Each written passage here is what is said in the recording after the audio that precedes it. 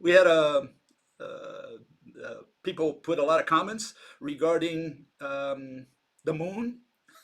Had a lot of moonies, and one of the things that really surprised me is the number of people that do not believe that we landed on the moon. And I don't know if it's just the new generation or that did not experience what happened in 1969, or is it people that don't like government telling them so many lies, and so they stopped believing in everything. They threw away the baby together with the wash water. I don't know what the issue is, but in my mind, I thought it was maybe, I don't know, 1 or 2% people out there that did not believe that we went to the moon. Turns out that I had to revise my estimate. I think maybe there's anywhere from 10 to 20% people out there that probably do not believe that humans went to the moon. And that was kind of surprising for me. Anyways, here, this is what I'm going to be addressing first half, because there were so many issues with the moon. I don't think I can touch anything else. And here, yeah, we're going to deal with the moonies again. Okay. Okay. So let's find out what these people are all about. Okay. And there are several issues involving the moon as well that people commented on. So here's the first fellow. He said, the moon doesn't orbit around the Earth. The moon doesn't around the Earth. And this is like, someone pointing at white and saying, that's black. And you look again, just in case your eyes fail you. You say, no, that's white. And the guy's saying, no, you're staring at black. I mean, here you see, he points to an site in YouTube. I go there to find out what it's all about. Maybe they've got a different kind of moon or something. I don't know, maybe he's talking about a moon of another planet, And what you see is first that it's our planet, it's our moon, I guess. That's what they seem to show there, right? That's what they talk about. And you can see the first error there is that, the moon goes at the same rate as the Earth. Okay, and that's a big problem because the Earth turns on its axis every 24 hours, whereas the moon, takes 27 days to go around, the Earth. So the speeds there are a little different. That's the first issue. And then the other issue is whether the moon goes around the Earth. Let me repeat that because you may have not understood what this guy said. The moon goes around the Earth. Does it go around the Earth or not? Well, for this, we got to look at the word around. This guy doesn't seem to know English. Maybe he's, from Mexico or someplace, It says, if you look up the word around, it says, in a circle, ring, or the like, so as to surround a person, group, thing, etc. Yeah, it looks like that moon is surrounding all around the Earth, okay, on all sides, which is what you see there, and in all directions from a center or point of reference. So yeah, the moon goes around the Earth. Sorry to tell you that, but I guess, I don't know if people want to sound cute or what. So the first thing is the moon does go around the Earth. It goes all around. In fact, every part of the Earth, it doesn't matter where you're at. You could be in Africa, you could be in China, in the Americas. You should be able to see the moon at some point in time, during the month.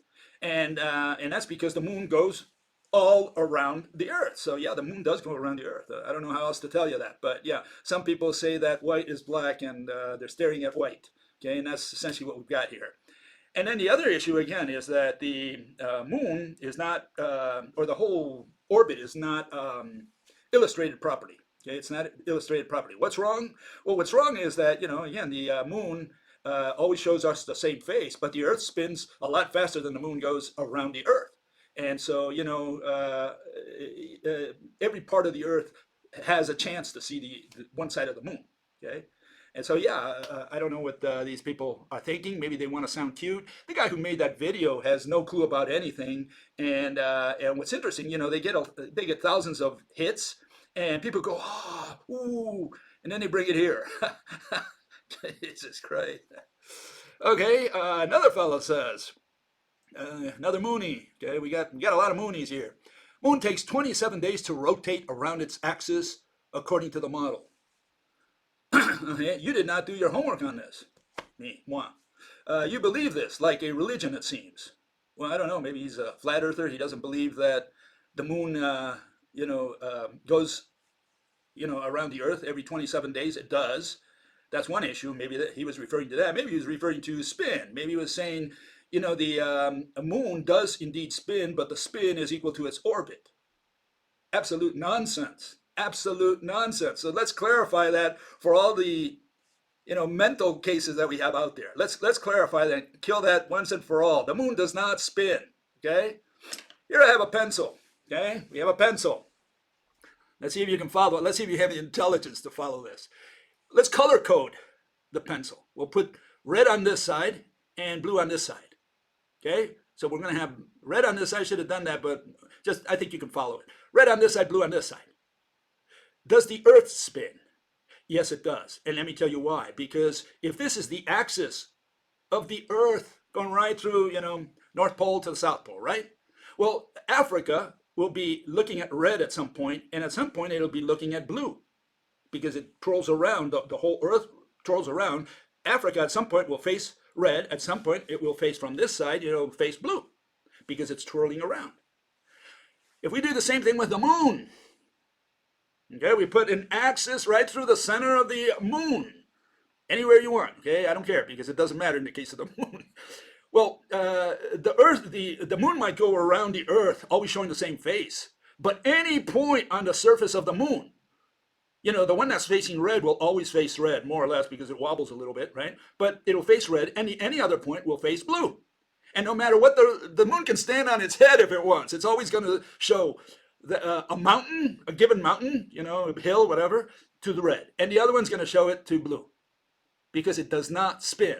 Let me tell you what spinning looks like, okay? I know you guys see, this is what happens when you skip kindergarten, okay, in elementary school, okay? This is what a spin looks like, okay? And again, the reason it spins is that if that axis, if we could make it remain fixed, okay, so that we could gauge whether it's spinning or not, any point on the surface of that top is going to change locations with respect to some place on the axis. If we could color code it, have red on one side, blue on the other side, whatever edge that you want to pick on that top will sometimes see red and sometimes see blue.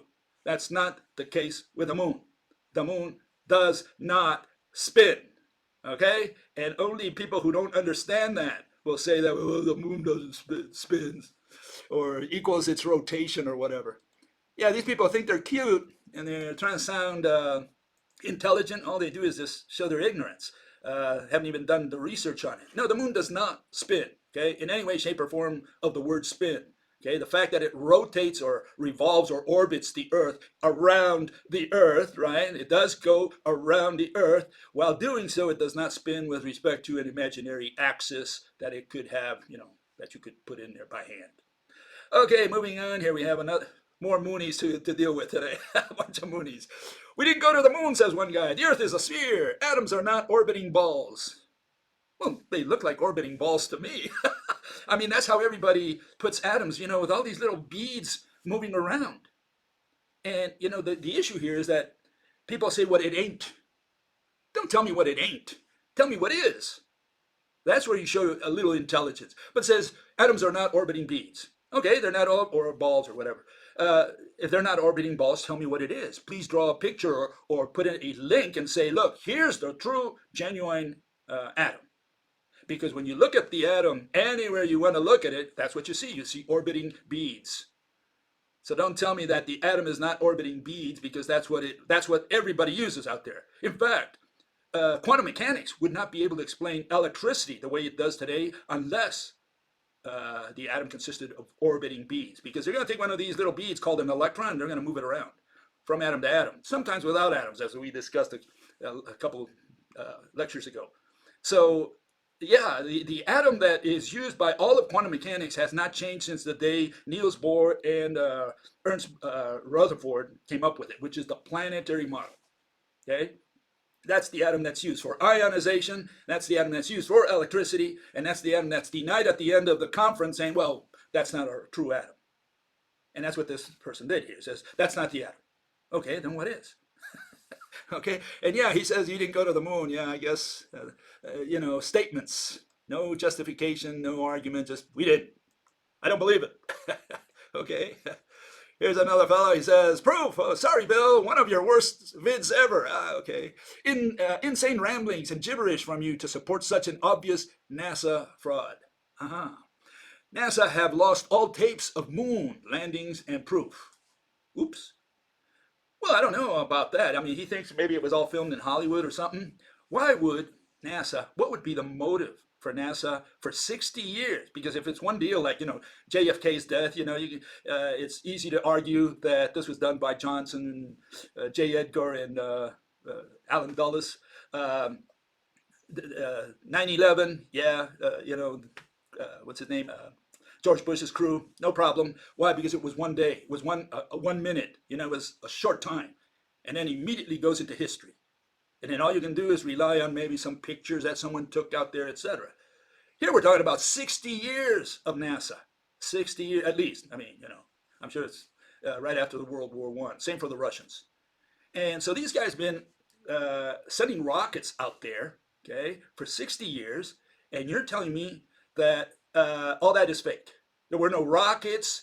We've never gone into space, okay, and we've never orbited the Earth. We haven't put a lab out there in the sky, sky lab rolling around the Earth. That not only hasn't happened, but is not happening. That's all fake. And this is very easy to kill your ignorance. I mean, kill your ignorance, okay? And what I'm saying is, go to Florida, the next launch. Take your camera, your high-powered camera, right? Take your telescope and film the damn rocket go into space. Okay, you can see it go until it's gone.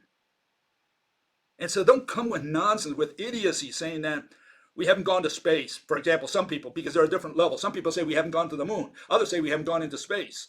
Other people say we don't even have satellites out there. That's all done, underground. I mean, these people are so ignorant. It's more than ignorance. It's something, if they want to kill their ignorance, there are ways of showing that. I mean, the time they spend arguing, they could go to, again, Florida and just film it.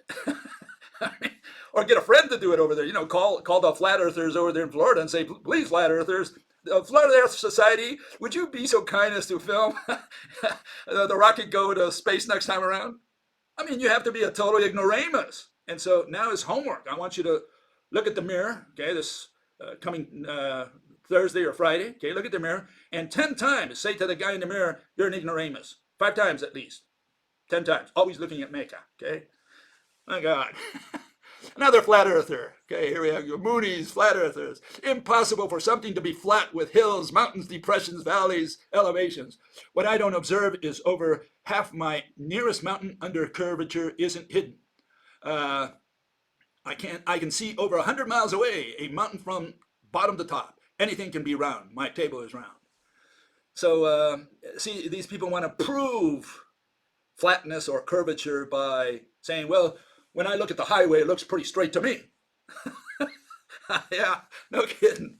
One of the issues there is when they built the Siberian Railroad, probably the longest thing we've got on Earth. They constructed in the 19th century, and it went, from one side of Russia to the other side of Russia. And of course, it went into hills and valleys because, as far as I know, no country is evenly flat. And then you have the curvature of the Earth. And, Russia has a significant portion of the curvature on Earth. So not only does it go, over mountains and hills, but it goes over a curvature that has mountains and hills. And maybe you should contact those architects and engineers who built the Trans-Siberian Railroad. And they can tell you all the problems they ended up having because the Earth is not so flat. And again, not only because of hills and valleys, okay, but because the Earth is curved, okay? And so, for flat earthers, what can I tell you, they proved that the Earth was round. What was it, in the days of the Greek? And yeah, you don't have to believe that proof because, again, we don't have proofs in science. But here you have a good argument put forth by the Greeks of why the Earth was round, and you should read up on that. Okay, and here's another fellow. He says, it is so easy to get to and from the moon with technology from the 60s. Then today, for every nation that has developed space technology, they would have their own lunar base or an international complex like that shack that orbit around the Earth. Okay, so if it's so easy, why don't we have lunar bases? Why isn't everybody on the moon? And he says, I could come and go from the moon for my Christmas or summer holidays, do lots of selfie, and look at the blue pearl from the window of the Luna Hotel. What can I tell these people? There was no reason to ever go to the moon in the first place. and there is no reason to go to it now. Now, why did they go to the moon? Well, they went there not so much for the moon, because they realized that it was a bunch of rocks. They could maybe find something on the moon, maybe a little bug crawling that they never thought about. Yeah, they could have had some surprise, okay? But the issue was to develop technology. That was the primary reason. Other than that, going to the moon saying, we did it, we made it to the moon. And again, the hope, which is still in NASA and all these other space agencies, is that someday we will be colonizing space, especially, planets first, maybe the moon, right, or other moons, and then eventually, the nearest star system from there on. This is the mentality that all space agencies have, and that's what keeps them breathing, because they think that we're really going to go out there, maybe even meet the Klingons, coming our way. Never going to happen. It's never going to happen. I mean, we're not going to colonize the moon. We're not going to colonize Mars, and that's why there are no more flights to the moon. First of all, they're very, very expensive. Second, the return on investment is nil. The best you can hope for is maybe create a tourism to go to the moon. Some people with lots of money will say, "Oh, I'll pay for a trip. I want to go to the moon." Okay, so they go to the moon. They go for a week or 2 weeks or whatever, and then come back, or maybe less. I don't know.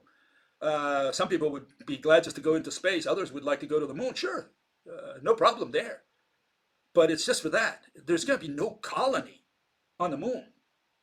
Okay? And these people don't understand the logistics of going to the moon in the sense of supplying the moon. You put a base there, you got to supply it, quite often.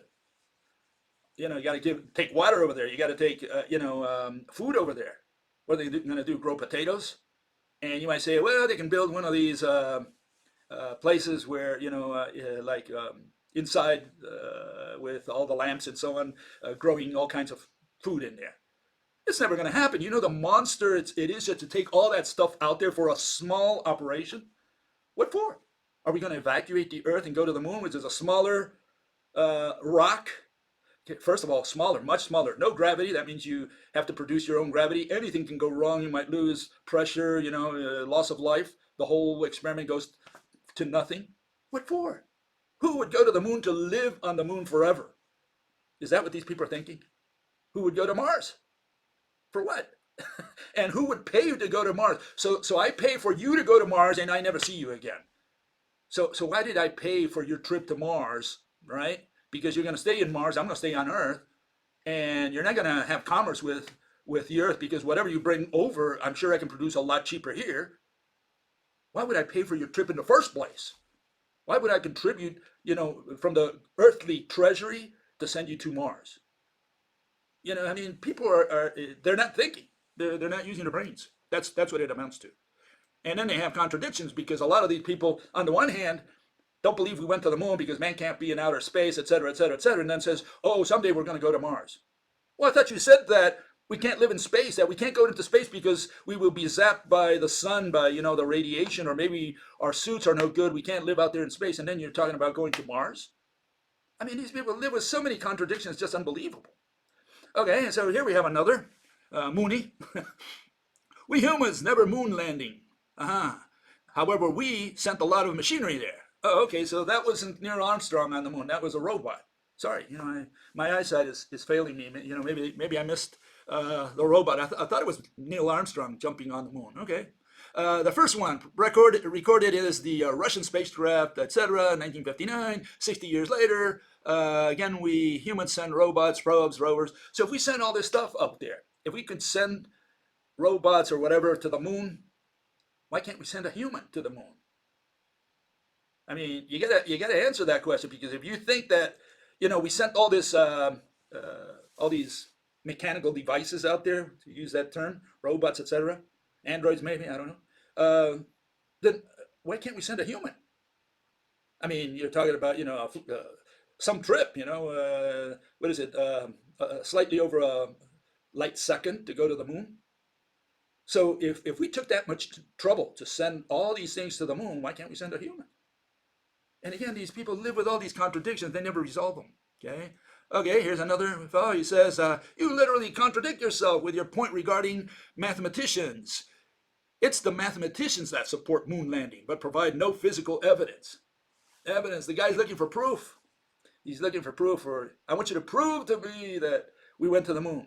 Well, like I said last time, I can't prove to you that we went to the moon because the only way I'm going to prove, I mean, if I show you a movie, you're going to say that was made in Hollywood. Okay, great. So what am I supposed to do to prove to you, what evidence can I present that we went to the moon? I give you a moon rock. You say, well, that was taken out of Africa, out of the mines or out there in South Africa or whatever.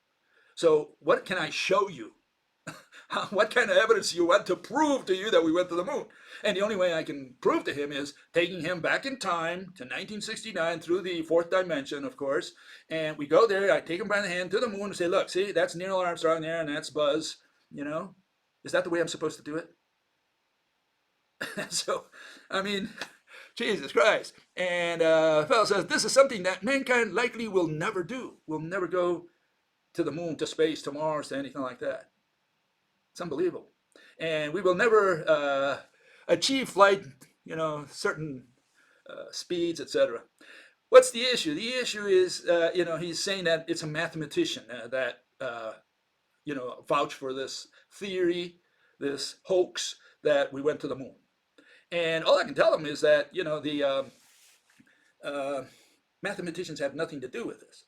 The fact that this is run by NASA, you know, I mean, that's not an issue of mathematics or even of mathematical physics. This has to do with really with technology. Whether, you know, we have the technology to go to the moon, whether we have rockets that can go out into space, it's got to do with that. It's got nothing to do really with mathematics, you know, or with mathematical physics. So, you know, again, these people are pulling at straws here to see if they can win an argument or something. I don't know what they're into. And here's another fellow that says, it looks like you have to do a lot more research on this subject. Oh, okay. Yeah, maybe I do. Start small, okay. Start very little, okay. May I suggest the pictures? Okay, pictures. Now that's good for evidence, right? Pictures. Okay? So I'm sure they're all hoaxes. Okay. Look at the Hasselblad, which is a camera, right, that took the pictures on the surface of the moon. Okay, what about it?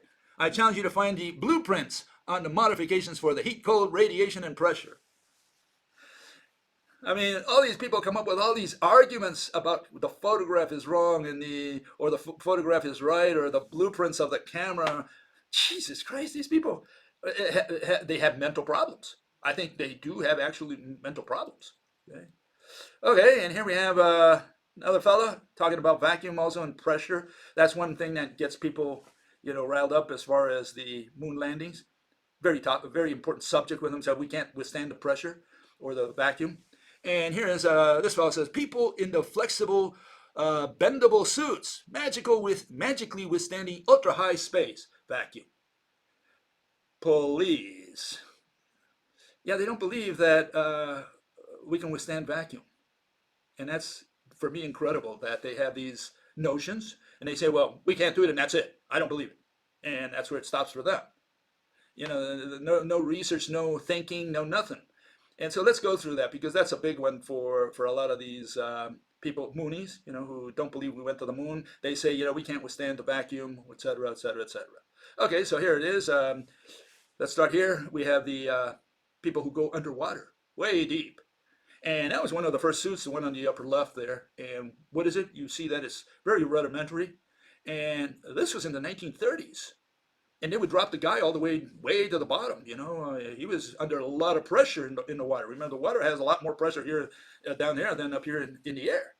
And so the guy was under a lot of pressure, but the suit was built because they already calculated how much pressure, you know, the guy would need, or anti-pressure, right? How much resistance he would need against all that water pressure at certain depths in the ocean or the sea, wherever he was sent.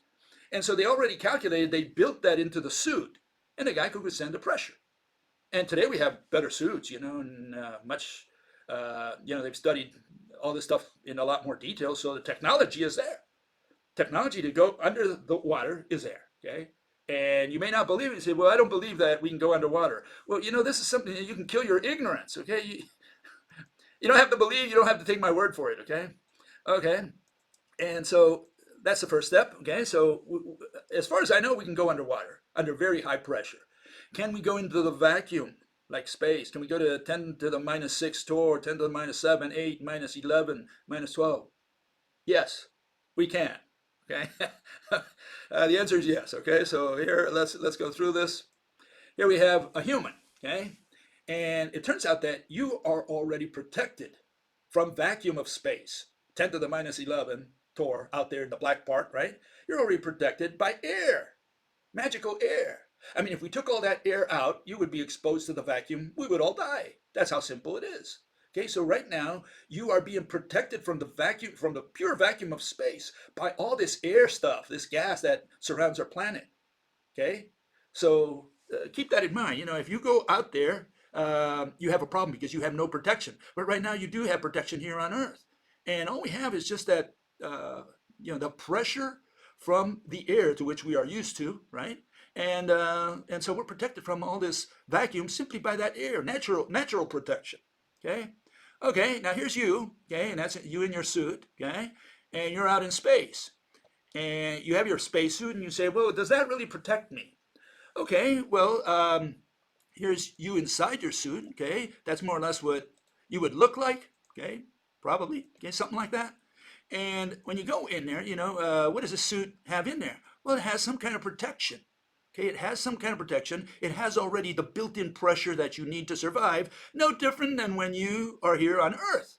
In other words, you have something in there between the skin of your suit and your skin that already has the desired pressure, no differently than the people who go underwater and have protection against the pressure. This is no different.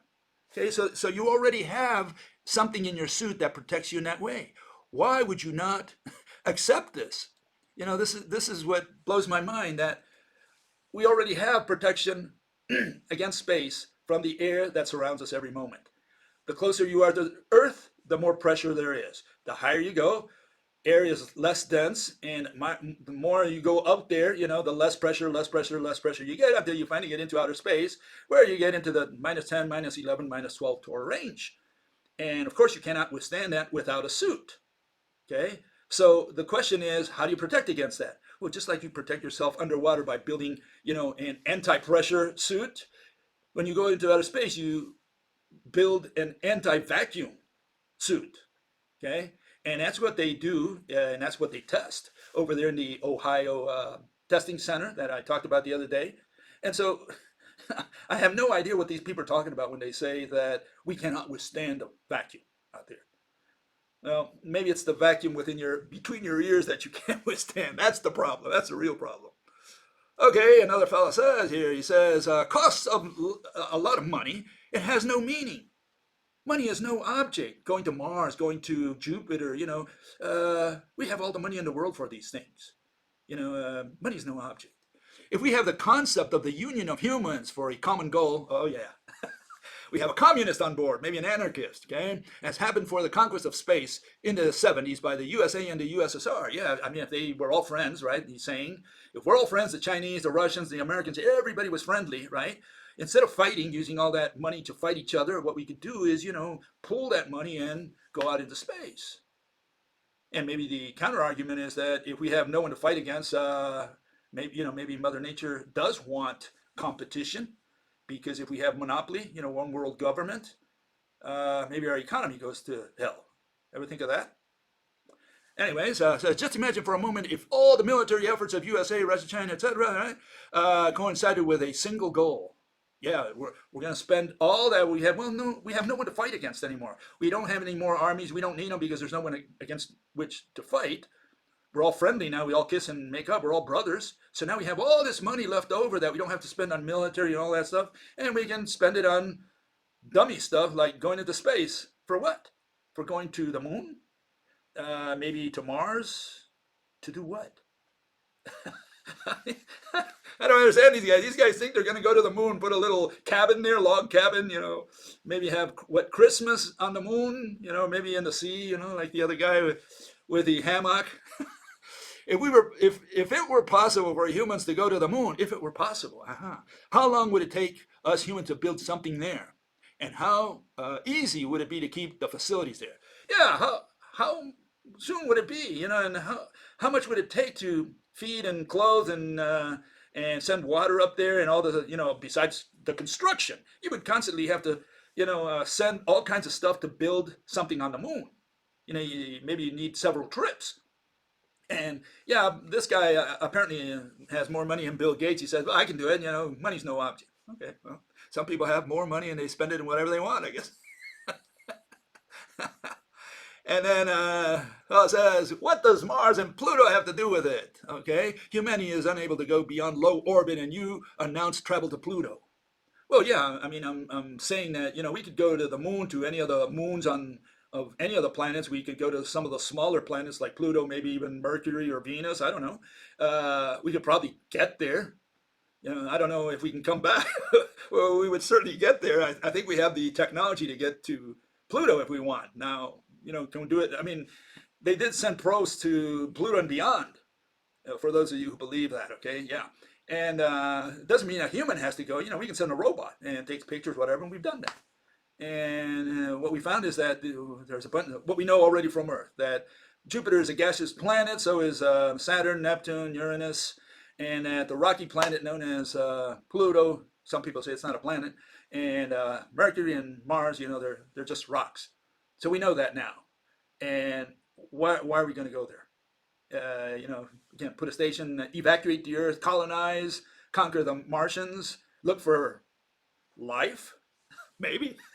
Yeah, sure. You are so limited. Yeah, I've got problems. Okay, you say that the only purpose for humanity to go to Mars is to say, yes, we have been there. Yeah, exactly. That's it. That's the only purpose of going to Mars. Now, the people at NASA and all these other space agencies, they have goals. They say maybe we can get to Mars. It would be nice to put a colony there, or maybe a station first, and then gradually build on it and build a city. And they have all these dreams. They have all these dreams.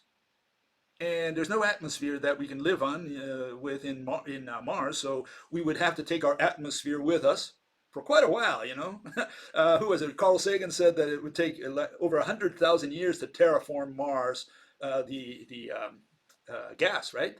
To be able to live within Mars. And again, Mars would hold a lot less air, gas, pressure, gravity, et cetera, et cetera, et cetera, et cetera, than here on Earth.